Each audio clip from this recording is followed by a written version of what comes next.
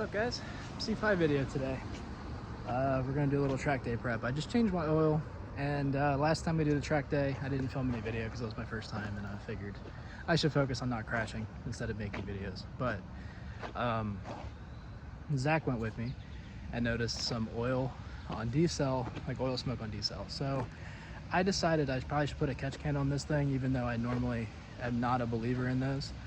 Like, obviously they do something. I don't believe they're as important as people on the internet make them sound. But with high RPMs, you have more blow by, and then if you're having blue oil smoke on D-cell, it does seem sort of likely that a catch can would help in this case. So maybe I was wrong. I don't know. I tend not to believe too many things that I read in the echo chambers that are internet car forums. I don't think it's usually that big of a deal. You get oil in the intake, it is what it is. Yes, it reduces your octane rating of the fuel, but if it's tuned for oil mixed gas already, basically, then you're not gaining anything by filtering it out. It's just cleaner. But I digress. We have a very nice catch can to install. We have one of these Elite Engineering cans that I bought. I picked this up used and then gave it to Zach, and then he gave it back. It's definitely missing some stuff. I didn't realize that it was the AN one. I don't have AN fittings for my PCV, so it's not really a ton of use. So I'm going to convert it all back to barb fittings, and I only need one of these inlets. I only have one inlet, so I only need one. And this one we're going to turn back to a brass barb. But it's pretty nice. It mounts directly on the head.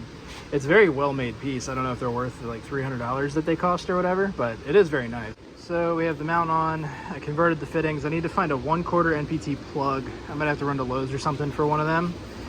These are 1/4 NPT in case anyone's curious, if you have to convert yours too. I think this is the deluxe can. The standard can just comes with regular brass fittings.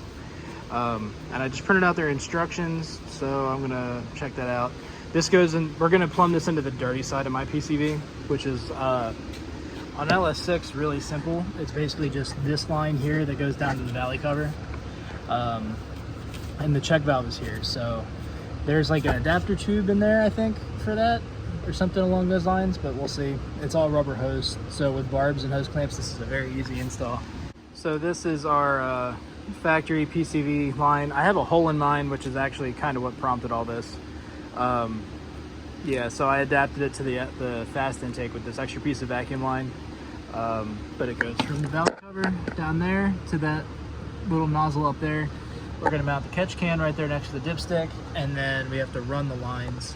So these are line in, this is line out. From what I was gathering, this goes through the baffle and everything, so the dirty air comes in, can only exit through the baffle. That's the idea, I think. I think we're gonna wait till another day for the plug. We'll just put a vacuum line on there with a bolt in it. It'll do the same thing.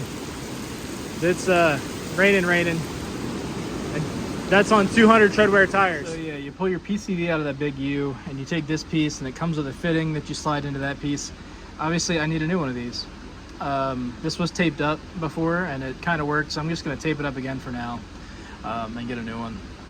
So yeah, that little PCV boot ended up breaking, and I had to rig something up. It's super ugly, but it'll work for now. I can't get a new one today. You can only get that boot if you get the whole line, and it's $90 and not available. So that's interesting. I'll probably find a cleaner solution. 90s would have been helpful, and I found a plug. So yeah, I mean, pretty easy install if you don't rip that boot. They're all old and oil soaked. I'd imagine they're all pretty soft, but I'm not going to end the video until after the track day. It's 2 days. We'll see how much oil we get in there. So, track day was mostly a success. We can check the catch can out and see what's going on, and we got the new PCV so we can fix all of this ugly stuff.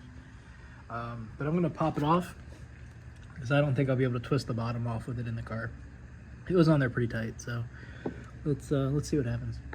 I'm no expert, but I don't think it's supposed to sound like this. I think the baffle fell out. I don't know. We got a little oil and some brass, I think, from the fittings, which I probably should get out of there. But the baffle itself unscrewed, so I don't think this was a great test, because obviously if there was any oil in there, it just went right past the baffle. So I guess I'm gonna find a way to tighten that up, because it just screws right back in, but it's gonna fall right out. So I'm gonna try to fix that and send it on its way. But either way, I mean, it caught something, so it did do something. That all would have burned up, and I think realistically in effectively a track day and 200 street miles, that's actually a good bit of oil. So maybe it is worth it. I don't know. I'm gonna put a new PCV in. Thanks for watching. Cool part, very well made.